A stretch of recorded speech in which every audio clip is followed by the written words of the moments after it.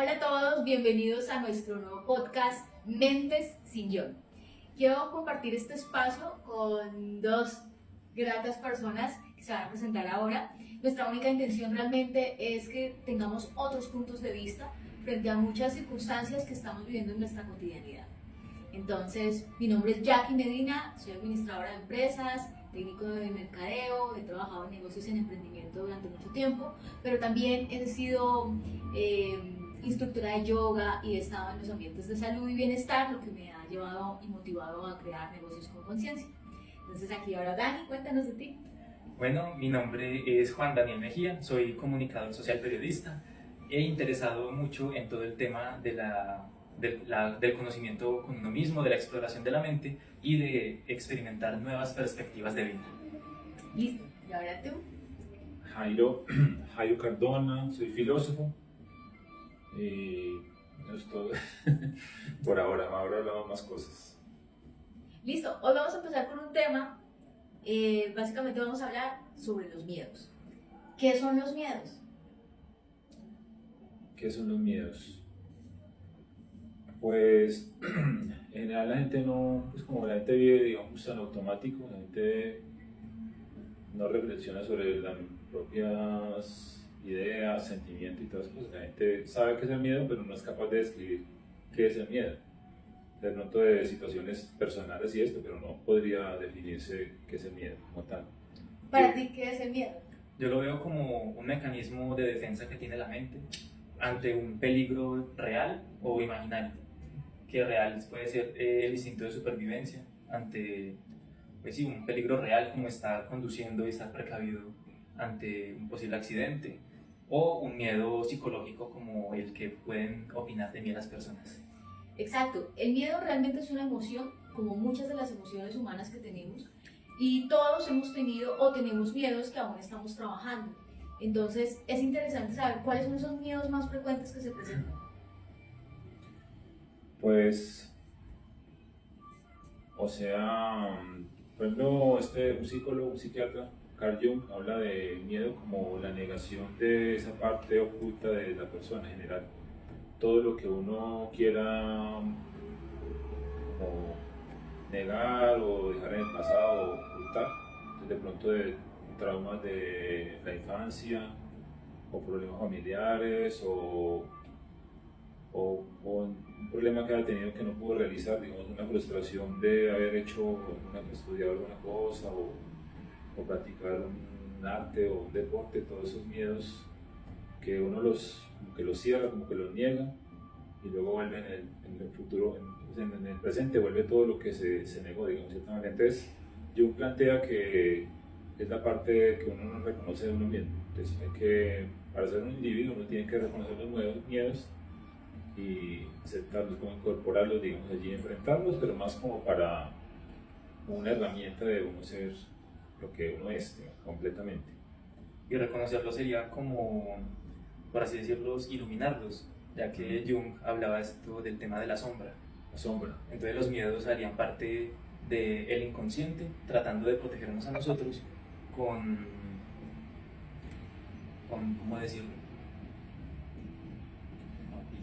Sí, en el sentido pues, de que uno comprende, uno dice la sombra, entonces uno lo comprende como algo negativo, no es más bien lo que uno en el interior como que niega, como que encierra allí, pero tiene que ver también con habilidades ocultas que uno tal vez las cerró porque le hicieron un comentario o porque el hermano es pintor, entonces uno ya como que dice, no quiero ser pintor porque ya mi hermano es pintor, entonces muchas cosas que pueden ser positivas pero que uno las niega, digamos, de uno mismo para sentirse mejor, digamos, pero son posibilidades también, además de cosas negativas pueden ser cosas positivas. Ok, pero ¿cuáles son esos miedos frecuentes que se presentan? El miedo, tú decías, el miedo a ser rechazado dentro de una sociedad porque tenemos muchas requisiciones de lo que debemos ser. Sí, ¿sí? claro. Entonces, esas que son físicas, mentales, emocionales, sociales, pueden causar miedos. Entonces, miedo al rechazo, miedo a la escasez, miedo a las alturas, miedo... Entonces, hay unas clasificaciones que se dan en los miedos, ¿sí? Y hay muchas formas de clasificarlos. Lo importante es identificar qué tipo de miedo es el que tengo y cómo puedo confrontarlo. Bueno, y entremos a otra pregunta. ¿Cuáles son esas causas que pueden provocar que se manifiesten miedos? Pues muchas, digamos, como hablamos antes, por otras personas, a nivel familiar, o problemas que uno ha tenido de niño con otros en el colegio o algo, o por frustraciones personales, que uno renuncia, digamos, a cosas desde pequeño y luego ya uno mismo se autoimpone los miedos a veces. Yo veo también la causa de los miedos como algo anterior a la vida de uno, como si fuera una herencia genética. Entonces es como si estuviera grabado en el subconsciente. Cuando una persona ve una serpiente, puede que ni siquiera sea venenosa, pero está el instinto de supervivencia. Entonces, por ejemplo, a mí me gusta mucho un experimento que hicieron, no me acuerdo en qué año, tal vez en 1950. Pusieron a un bebé conviviendo con un montón de serpientes, pero no había ningún estímulo, solamente estaba el niño y la serpiente y ya. Y el niño no tenía ninguna reacción como de querer, o sea, pues las reacciones normales, de curiosidad, de querer tocarla, de querer acercarse como, ¿qué es esto nuevo para mí? Y luego al mismo niño lo volvieron a poner con serpientes, pero esta vez con estímulos externos, entonces con gritos o con la mamá que está cerca y reacciona con miedo ante la serpiente. Entonces luego ya el niño ya le coge la misma, o sea, le imita la reacción. Entonces realmente el miedo no lo tiene el niño, realmente el miedo lo aprendió. Entonces esa puede ser una posible causa, algo que no afecta directamente a la vida de uno, sino que es algo que está mucho más atrás. Ok, entonces tenemos dos puntos de vista. Uno donde estos miedos pueden ser adquiridos en nuestra vivencia, que puede ser desde la infancia, desde el vientre de hecho. Todas esas emociones que recibimos de nuestras mamás en el vientre finalmente quedan en nuestra psiquis, quedan en todo nuestro proceso y hacen parte de nuestra vida y a veces no siempre se pueden erradicar, se aprendes como a convivir con esos miedos. Entonces hay muchos procesos que son físicos dentro de circunstancias que vamos viviendo. Y hay otras que tú dices que pueden venir, obviamente, de ese linaje, de esa genética, porque eso también influye, eso está comprobado científicamente también, de que esos miedos también pueden venir fundados de costumbres o cosas que vengan de la familia, ¿sí? Cosas tan trascendentales como el esclavismo ha creado patrones de conducta en comunidades que vivieron el esclavismo, ¿sí? Entonces sí puede influir que haya en la genética también patrones. O de la misma naturaleza humana, como él decía, el sentido de supervivencia que uno tiene. Exacto. Que uno tiene, digamos, de ciertas, digamos, de la serpiente, pues sí necesita más concepto y todo en la mente del niño, pero de otros, por ejemplo, de caerse, algo que produzca dolor o quemadura, digamos, más básico, si está en el niño pequeño también, o sea, lo que le chuse, lo que le duele o lo que queme, lo va también a repeler. Entonces hay una relacionada con el sentido, con el instinto de supervivencia, que sí, humanamente lo tenemos. Claro, es que el miedo nos protege, como decías hace un rato, nos protege para no actuar pues tan deliberadamente con las cosas que vamos a asumir, sino que también hay unos miedos que son infundados, ¿sí? Claro. Son condicionados y entonces están dentro, no solamente porque lo percibió mamá, en el caso que pusimos el ejemplo, sino también porque tuvimos una experiencia difícil en el colegio, porque no nos fue en una situación que queríamos lograr y no se dio, y eso se puede volver hasta repetitivo. Entonces, sobre eso de los miedos infundados, o sea, yo creo que en el tema del miedo hay como dos perspectivas que son muy comunes ahora. Miedo generalizado, y es que es el tema de la angustia y el tema de la ansiedad. Sí. De la angustia, porque la depresión, lo que hablan como depresión, es como pensar mucho en el pasado, generarle cualquier tipo de miedo, ¿cierto? Todos los miedos acumulados sí pueden ser también, y que lo impiden a uno avanzar en ciertas cosas. O la ansiedad, que se refiere al futuro, también basado en el mismo pasado, en todo lo que uno se imagina de los miedos del pasado, que dice, igual me fue mal en el pasado, ahora me va a ir mal también en el futuro. Entonces es como algo muy general. Ahora más todavía el tema de la depresión, digamos normal, ¿no? De depresión psiquiátrica, y también el tema de la ansiedad, que estaban pasando los miedos también, generales, digamos, ¿cierto? Sí, entonces tenemos varios factores que pueden influir en ese miedo. La genética, la familia, las vivencias escolares, los trabajos, las experiencias en las relaciones. Y también con la mala educación de manejo de las emociones. no nos dan como esa educación en la escuela ni en la familia, cómo usted enfrentar esos miedos o cómo debe usted pensarse, como le dije, el pasado o su futuro. O sea, no hay una educación buena sobre eso, no se habla de esos temas, digamos. Sí, falta inteligencia emocional. Sí, eso. La inteligencia emocional afortunadamente ya está llegando a nuestra sociedad y cada vez se está popularizando más. Claro. Pero aplicarla es otro cuento. Porque podemos hablar mucho de inteligencia emocional, pero aplicarla en nuestra cotidianidad, hacer que sea del común y que sea el conocimiento también común, la gente todavía no la tiene muy clara respecto a lo que eso se refiere. Y entonces nos enfrentamos, porque nos sigue pasando a todos, que nos enfrentamos a situaciones en las que todavía nos pueden privar y no contar con la suficiente inteligencia emocional para ver cómo lo abordo y lo supero. Y aquí vamos a la última pregunta, que es ¿cómo enfrentamos esos miedos?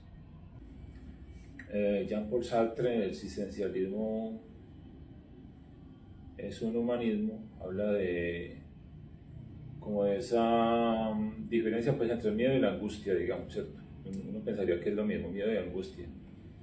Entonces, pero no es lo mismo, digamos, mucha gente dice estoy angustiada por algo, pero por un miedo.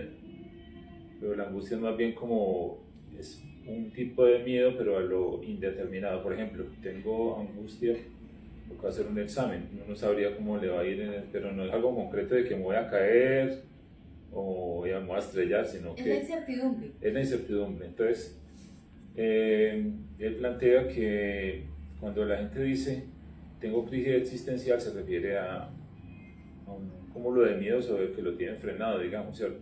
Pero no sabe qué es, o sea, es como la incertidumbre de la vida en general o de ciertas situaciones en general. Entonces él plantea, si uno va por ejemplo, por el borde de un desfiladero y en 2 cuadras más adelante hay un derrumbe, uno lo ve desde la distancia, entonces esa es como la angustia existencial. Entonces tener crisis existencial es más bien ser consciente de lo que está más adelante, pero por adelantado voy buscando la manera de cómo voy a saltar ese obstáculo, no tanto como decir, ay no, hay un obstáculo, hay un derrumbe, entonces ya acá me quedo y ya quedo destruido, no. Es más bien buscar como la manera de, cuando llegue esa crisis, como en la ciencia, que también ahí dicen, hay una crisis de la ciencia, un paradigma, ¿cierto? Y se refiere al cambio de paradigma, al cambio de pensamiento, al cambio de buscar la manera de sacar otra forma de enfrentar, digamos, las cosas a nivel científico y también personal. En ese sentido, cuando aparece la angustia, uno busca la manera por adelantado es como decir, de prever el peligro. De prever el peligro o de cómo voy a sacar adelante eso. Vivir el futuro, digamos, vivir mi yo futuro por adelantado. Pero de una manera bonita. Sí, o sea, digamos, yo soy usted que se va a graduar de comunicador, por ejemplo, es decir, en cierto momento cuando está en un semestre muy avanzado, yo ya soy comunicador, pero prácticamente me falta ese diploma. Uno ya está viviendo esos valores, ese conocimiento y todo por adelantado antes de que llegue simplemente el diploma. Pero ahí viene el punto de cambiar nuestra mente y dejar de pensar en que esa circunstancia lo que me trae es un problema, cuando puede ser es una oportunidad. Sí. ¿Sí? Entonces, no sé, se te acabó el trabajo, te quedaste sin trabajo, viene la incertidumbre y ahora qué voy a hacer y de qué voy a vivir y cómo lo voy a manejar. Entonces, es tomar la decisión, bueno, y si esta es mi oportunidad de crear mi emprendimiento, ¿y qué tal me consigo yo un mejor trabajo del que tenía? ¿Qué tal es que me van a pagar más plata? Cuando yo enfoco mi mente y la visualizo y la proyecto en una situación mejor, pues obviamente las circunstancias me animan a tomar decisiones y a hacer cosas para llegar a eso. En cambio, si yo solamente estoy pensando y no tengo, pues obviamente me abrumo y el cuerpo y todo toma una actitud completamente diferente y se va para abajo. Sí, sobre todo Cae como depresión. decir, como se habla del tema de lo esotérico y toda esta vaina, ¿cierto? De cerrar ciclos. Entonces uno dice, esa oportunidad se cerró, pero tengo un poco de ideas en remojo acá, vamos a darle oportunidad a esta o a esta otra idea. Y digamos que cerrar ese ciclo no me va a frenar, sino que vamos a darle una oportunidad a esta, que puede ser mucho mejor. Es como eso de no poner todos los huevos en la misma canasta. Claro, claro. De no poner toda la esperanza en un solo camino, sino de contemplar diferentes perspectivas. Sí, es que también yo creo que uno tiene que ir cultivando diferentes habilidades, O sea, no solamente en lo que está centrado un solo camino, sino habilidades que tiene o inversiones, digamos, en diferentes campos, o sea, buscar otros caminos posibles, inclusive tener varios ingresos adicionales que no sean el principal, pero que podrían convertirse en, si uno, ¿cierto? Y esto aplica súper bien, digamos, para estos miedos a la incertidumbre, Claro, ¿sí? Pero ¿qué hacemos con un miedo como, no sé, sufro de claustrofobia y me da pánico meterme al ascensor? O quedarme trabajando en un escritorio, en una oficina, en un cubículo. Ahí hay dos cosas dentro de lo que muchos expertos y terapeutas hablan, y es que hay que enfrentar el miedo, ¿sí? Pero hay que enfrentar el miedo ¿en qué? Por ejemplo, si no sé nada, pues botarse al agua. claro. Eso es claro, no habrá otra forma de aprender a nadar. Pero si es que sufro de claustrofobia y es un trabajo que me va a dejar limitada en un metro cuadrado, pues yo tengo el poder y la decisión de decir no, no lo tomo.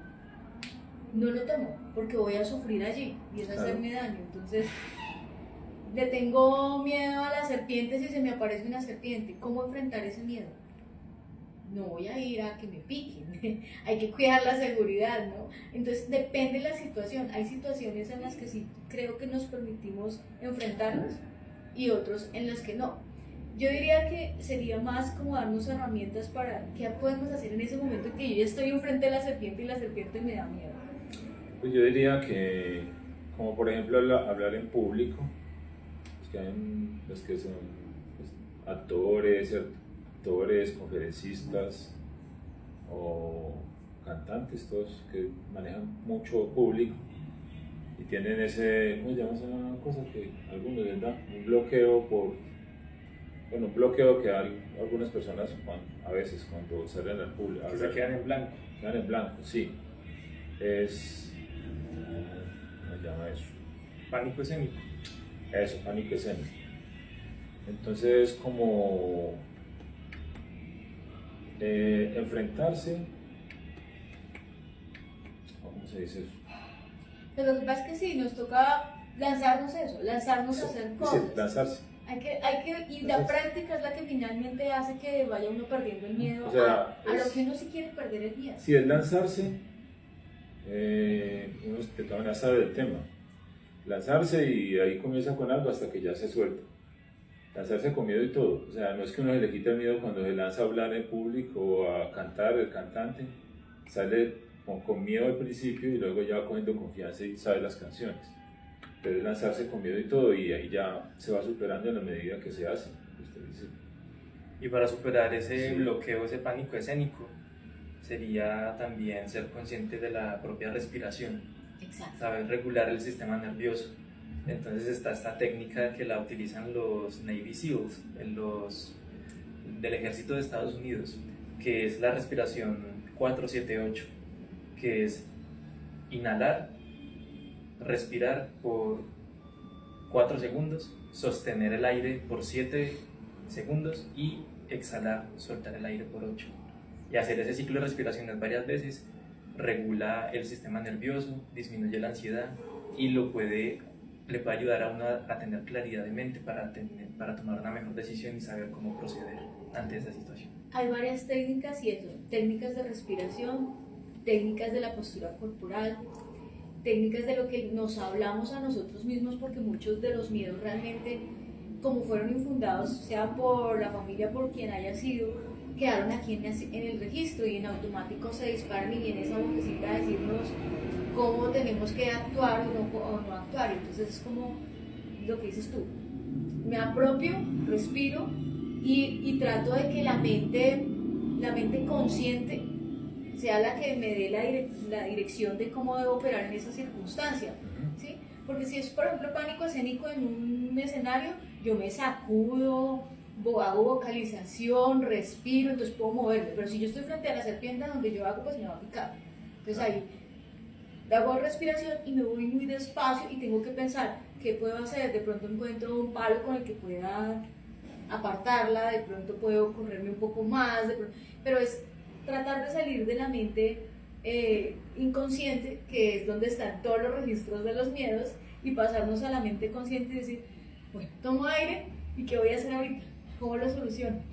Pues sería, digamos que si es una cosa que le interesa a uno, que quiere hacer como tal, entonces lanzarse y luego ver en el camino, en la medida que empiece, cómo lo va, ¿Cómo va aprendiendo? cómo va aprendiendo, cómo se desenvuelve, digamos, porque muchas veces uno lo sabe, sino que hay un bloqueo allí que se da momentáneamente, pero o simplemente como incertidumbre. Sí, hay que montar, en mi caso, hay que montar en la bicicleta, hay que lanzarse a la piscina, hay que hacer Claro, o cosas sea, si para un que- conferencista, por ejemplo, que si a la segunda, tercera charla que dé, todavía, pero ya 50, 100 charlas ya muy diferente, ya está familiarizado con todo tipo de cosas allí que lo ayudan a enfocarse, a tener más confianza con el público. Y ya para Pues sí. cerrar, hay un tema que ya son los miedos clínicos, esos miedos ya diagnosticados de otra manera, que esos ya tienen otro Claro. procedimiento. Sí. Obviamente ahí va a ir de la mano con un terapeuta, con un médico, y quienes abogamos a otros métodos, porque aquí nos gusta dar alternativas diferentes, uno puede acudir a terapias de otra índole, terapias alternativas, o a, por ejemplo, hipnosis. La hipnosis es buenísima. Y la meditación y otro tipo de prácticas que nos ayudan como a mejorar nuestro nivel de conciencia y la forma en que estamos asumiendo esas sensaciones, esas emociones y esas vivencias. ¿Listo? Sí. Entonces, ¿algo más que agregar? ¿Ustedes quieren No, agregar ya. para cerrar? Bien, que se arriesguen, que se lancen, que es como la mejor manera de estrellarse uno o de sacar adelante los proyectos. Y recordar que muchas veces el miedo no es real, sino Imaginario, sí. imaginario. Ok, vale. Muchas gracias y esperamos que esto les sea útil para que ustedes puedan también superar sus miedos.